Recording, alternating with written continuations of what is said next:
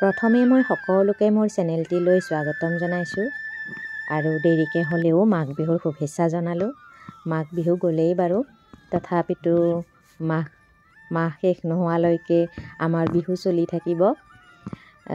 আপোনালোকে ভিডিঅ'টো চাই নিশ্চয় ধৰিব পাৰিছে, এইবাৰ আমাক ECCE দিৱসত বিষয়বস্তু ধৰি দিছিলে মাঘ বিহু। সেয়ে মাঘ বিহুতনো কি কৰা হয় মই এই ভিডিঅ'টোৰ জৰিয়তে দেখুৱাইছোঁ। ভিডিঅ'টো চাই থাকিব শেষলৈকে আৰু ভাল লাগিলে লাইক, কমেণ্ট আৰু শ্বেয়াৰ কৰি দিব আৰু লগতে প্লিজ মোৰ চেনেলটো ছাবস্ক্ৰাইব কৰি উৎসাহিত কৰিব বুলিও আশা কৰিলোঁ।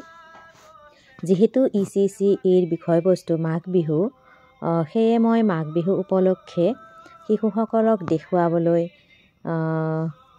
কিছু মই বস্তু যোগাৰ কৰিছোঁ।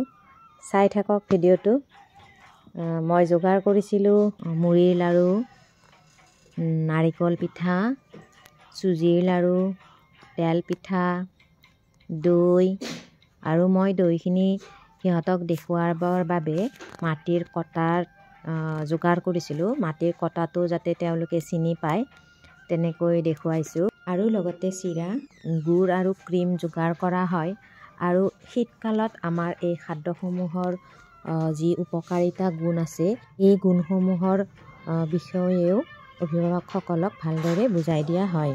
ECCEৰ ফুল ফৰ্ম হৈছে early childhood care and education, মানে প্ৰাক শৈশৱকালীন শিশুৰ যত্ন আৰু শিক্ষা।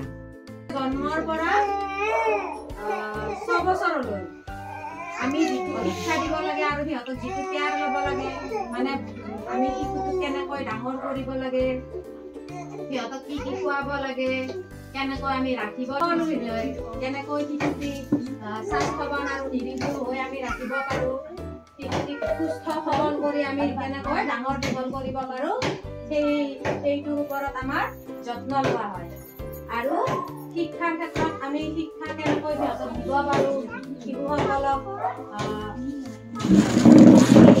অংগনবাড়ী কেন্দ্ৰৰ জৰিয়তে খেলা ধূলাৰ মাধ্যমেৰে আমি শিশুসকলক শিক্ষাৰ জ্ঞান দিওঁ, কেনেকৈ সিহঁতক আমি সৰ্বাংগীন বিকাশ কৰিব পাৰোঁ তাৰ ওপৰত গুৰুত্ব দিয়া হয়। সেয়ে আমি কেন্দ্ৰসমূহত ECCE মানে ECCE দিৱস আমি পালন কৰিব লাগে আৰু আমি কৰিও আহিছোঁ। সেয়ে আজি আমাৰ ECCEৰ বিষয়বস্তুটো হ'ল মাঘ বিহুৰ ওপৰত আমি শিশুসকলক দেখুৱাব লাগে, শিকাব লাগে। বিহু কি আছিল? বহাগ বা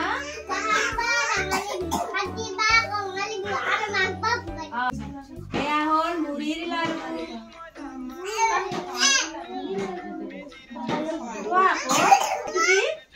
তেল পিঠা, এয়া হ'ল চুজিৰ লাড়ু, এয়া হ'ল চিৰা, এয়া হ'ল গুড়, আৰু সেয়া হ'ল ক্ৰীম। গাখীৰৰ পৰা ক্ৰীম হয়। আৰু এইটো হ'ল দৈ। দৈ কটাত যে দৈ হয় জানা নে নাই? এইটো মাটিৰ কটা হয়। চিনি পোৱা? কটা চিনি পোৱা? আৰু এয়া হ'ল গুড়। গুড় কিহৰ পৰা হয় জানানে তোমালোকে?